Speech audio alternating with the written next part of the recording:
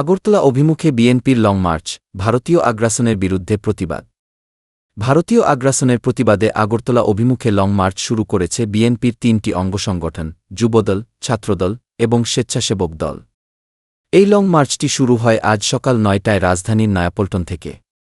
Long March শুরুর আগে নয়াপল্টনে আয়োজিত সংক্ষিপ্ত সমাবেশে বক্তব্য রাখেন বিএনপির সিনিয়র যুগ্ম মহাসচিব রুহুল কবির রিজভী। তিনি বলেন, যারা চট্টগ্রাম দখলের হুমকি দেয় তাদের প্রতিহত করবে বাংলাদেশের দেশপ্রেমিক জনতা কে। এছাড়া তিনি ভারতের পশ্চিমবঙ্গের মুখ্যমন্ত্রী মমতা ব্যানার্জির স্লোগানকে জয় বাংলার সাথে তুলনা করে বক্তব্য দেন এবং বাংলাদেশ জিন্দাবাদ স্লোগানে দেশের স্বাধীনতা ও সার্বভৌমত্বের প্রতিফলন ফুটে ওঠে বলে মন্তব্য করেন। লং মার্চে অংশ নিতে সকাল থেকেই নয়াপল্টনে জড়ো হন দলের বিভিন্ন স্তরের নেতাকর্মীরা।